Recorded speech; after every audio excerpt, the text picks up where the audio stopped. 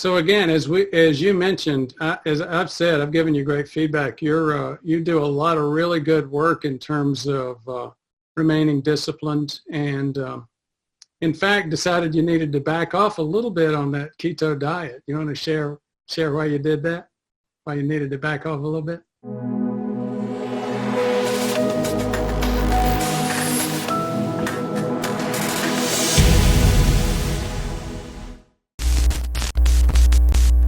Yeah, I mean, two reasons. The first reason, so I went from a keto diet full on, like Ivercoming suggests, and that's where I had the kind of the lean mass hyperresponder response, like just crazy numbers. Not so crazy when you look into lean mass hyperresponders.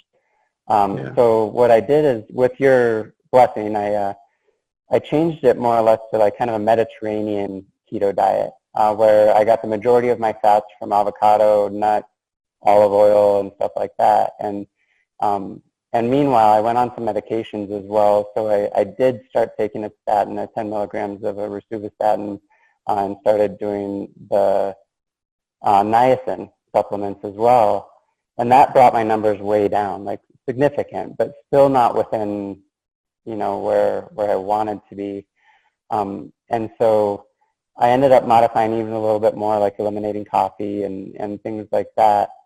But I got away from the full fat, full dairy, full saturated fat diet of keto and did the Mediterranean. And then when I eliminated some of the like outlying stuff, and maybe it just took that long for it to take effect, but the coffee and whatnot, it went down to pretty reasonable numbers. And then that being said, I was super happy with the numbers that I ended up with. In fact, I can look them up real quick. It was 141 total, HDL was 56, tris were 85, and LDL was 68. And that was phenomenal, best numbers I've ever gotten in my life. And so I was pretty resolved to stay on the Mediterranean keto diet, as I call it. That being said, I got sick of avocado and I got sick of olive oil. And I ended up super hypoglycemic one morning, to the point where my wife almost called the ambulance, because I was losing parts of my vision. I was trembling. My hands were shaking so bad that I couldn't control them. I was starting to get faint. I wasn't making a lot of sense. And gratefully, my wife is was a health coach for Humana, and she recognized, and I also followed all my ketones very closely, but it was a glucometer as well. And so I checked my glucose, and it was down like 48, I think. And anyway, long story short, I had a bowl of ice cream and some Cytomax and felt on top of the world in about 15 minutes. And from that point on, I realized that as much discipline as I have, I couldn't sustain the keto diet the way I was doing it, you know, as a lean mass hyperresponder. So I integrated back in some slow carbs and whatnot, and I eat oatmeal and fruit and brown rice and sweet potatoes, things like that nowadays. But how many carbs per day would you say you are on what you're calling the Mediterranean keto? When I was on the Mediterranean keto, it was like standard below 60. Okay. Yeah. So I did, and I was using the app Carb Manager, and so I was aware that, you know, I was still staying very much in ketosis, and my millimoles were right around, like, usually between 2.7 and 3.5 or so of ketones.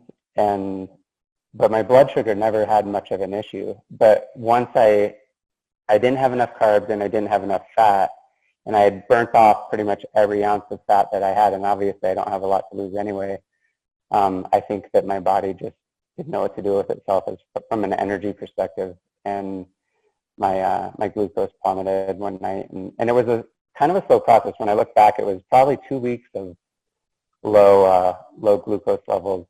I just didn't realize it, and you know, I was feeling sick to my stomach, lethargic, a bunch of different things. So anyway, so nowadays I for the last, I don't know, a month and a half, or no more than that, probably 3 months, I've been doing just kind of like slow carbish, and I still don't have a lot of sugar in my diet, you know, no soft drinks or anything like that, and no white breads or processed foods and all that, but definitely way more carbs than I did when I was doing keto. So, but you say way more. A lot of people call very low carb down around 50 or even 100. So you're still very low carb compared to the others. Yeah, that underlines the discipline that you bring to your lifestyle. Sure. You know, again, you've shared great information, and as you and I have discussed, this is information that people need to hear.